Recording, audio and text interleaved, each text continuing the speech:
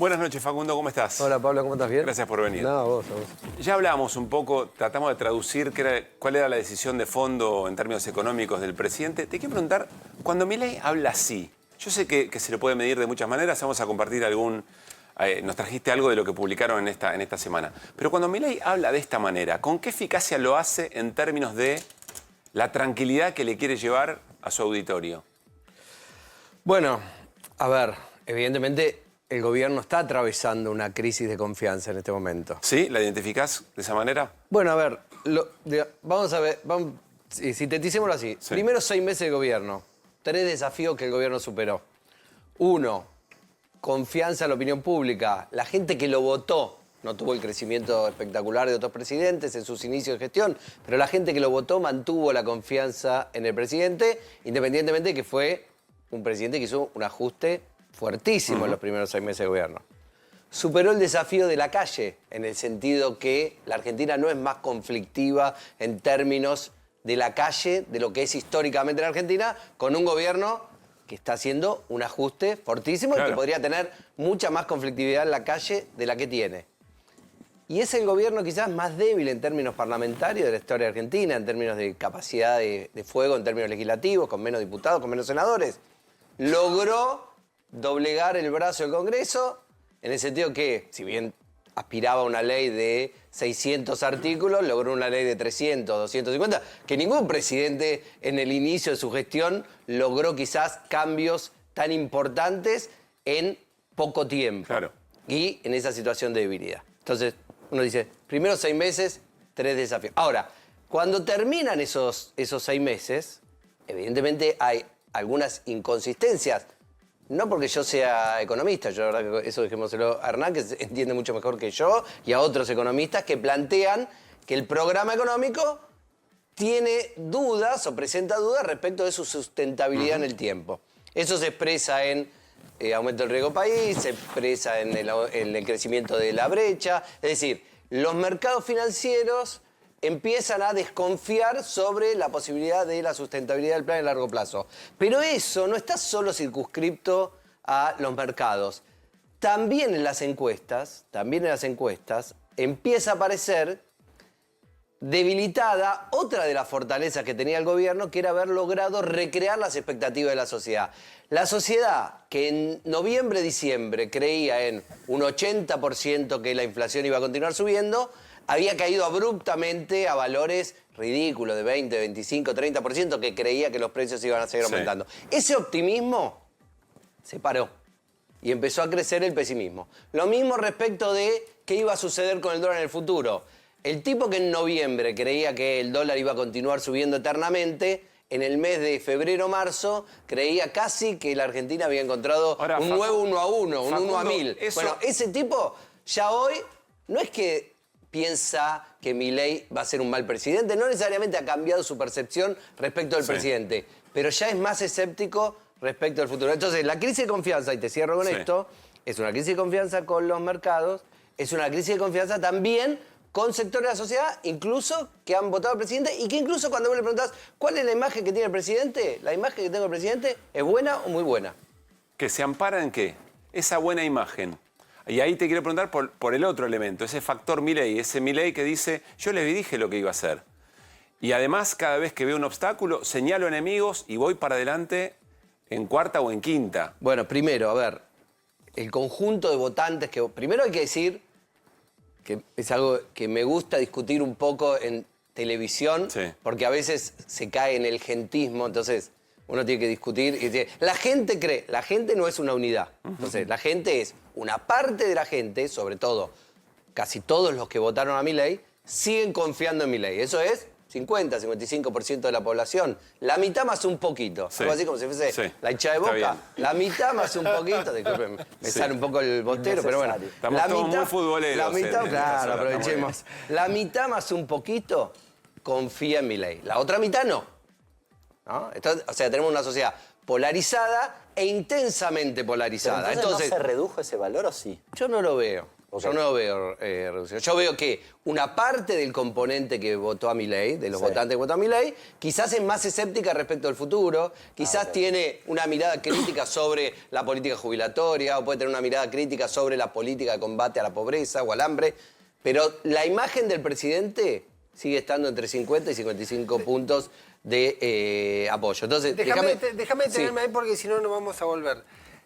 La polarización también, de alguna manera, desaparece el punto intermedio. La parada intermedia no existe. Entonces, los que vienen confiando, si dejan de confiar, tendrían que pasar casi al otro lado de la cancha. Por eso puede ser que se sostenga un poco esa aún con objeciones, seguir confiando. Ese es el tema, esa es, digamos, la fortaleza de la polarización para los líderes que se desenvuelven bien en ese esquema. ¿Por qué? Porque es muy difícil pasar del otro lado. Claro. A ver, cuando vos sos... Por eso la construcción amigo-enemigo le resulta tan Bueno, eficaz. pero eso es válido para los dos polos. A ver, Sergio Massa obtuvo en las elecciones 44, 45 puntos.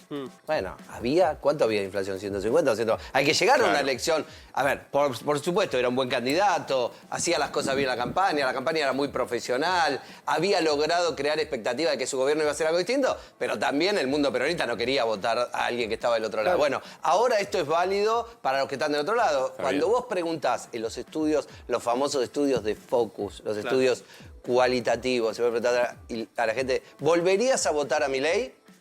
Los que están convencidos todavía te dicen sí, sin dudas.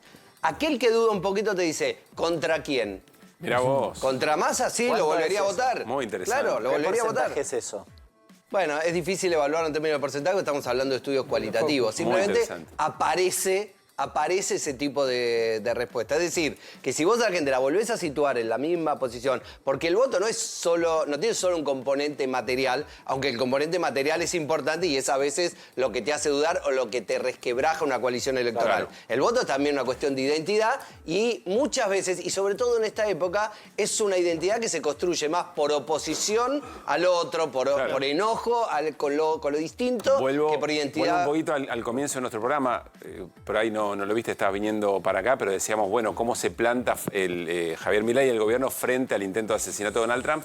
Y decíamos, esa cultura de generar en el otro un enemigo es lo que va retroalimentando, evidentemente, por ahí no una empatía 100%, pero sí el riesgo de caer en la otra cancha, como decía Pablo. Trajiste, o tenemos para compartir, parte del material que ha publicado Opina Argentina. Facundo es director de esta consultora. Entiendo que la pregunta, ahí está, ¿cuál es el principal problema que el gobierno debería solucionar? Se consolida la desocupación como principal motivo de preocupación ciudadana. La percepción de esta problemática creció 23 puntos desde la asunción de Milei, puntos porcentuales. Como contrapartida, la inflación, 24%, y corrupción completan el podio de preocupaciones sociales.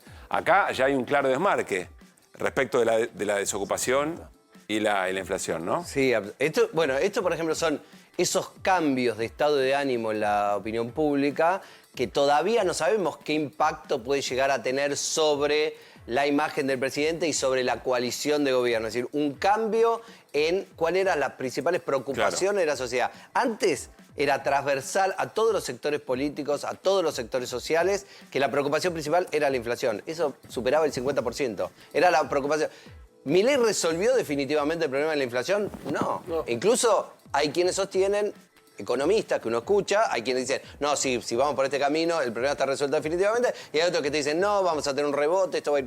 Sin embargo, en la sociedad ha dejado de ser el principal problema, por un lado, porque la desocupación pasa a ser un problema importante, pero al mismo tiempo porque Milei construyó un relato alrededor de su política de ajuste del gasto público, de que eso va a traer como consecuencia una baja de la inflación, y eso es creíble para sus votantes y es creíble para una parte importante de los argentinos que incluso van más allá de sus votantes también. Una exitosa narrativa. Una exitosa narrativa, exitosísima narrativa que también está muy apoyada en el cumplimiento de un contrato electoral. Ya te pasé. En el cumplimiento del contrato electoral, él dijo, yo voy a ajustar el gasto público cuando llegue y con eso vamos a bajar la inflación, y lo está haciendo, y además eso es un relato que está instalado en los medios de comunicación y en la discusión pública hace años, de que si vos bajás el gasto público, baja la inflación. Entonces también la gente cree en eso. Vamos a ver si eso finalmente se verifica. Última ronda de preguntas, Siri. Perdón, vos dale.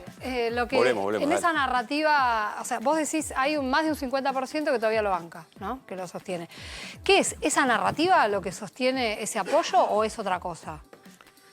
No, a ver, es una combinación de factores, ¿no? Es, por un lado... Para mí es un misterio, no sé. A ver, no es un misterio en el sentido que no es casualidad que irrumpa un líder antisistema en una escena electoral que parecía estabilizada, con cierta estabilidad y consolidada en la política argentina, y que pasa de estar acá sentado durante 3, 4, 5 años a ser presidente de la nación de manera meteórica. Entonces, está hablando que evidentemente hay una parte de la sociedad que tiene un malestar importante con su dirigencia política. Entonces, primer punto, hay algo que tiene que ver con el rechazo a lo existente y con un deseo de que las cosas cambien, que por ahí para muchas personas hay que conservar, hay que mantener, pero que para otras ya no le dan valor.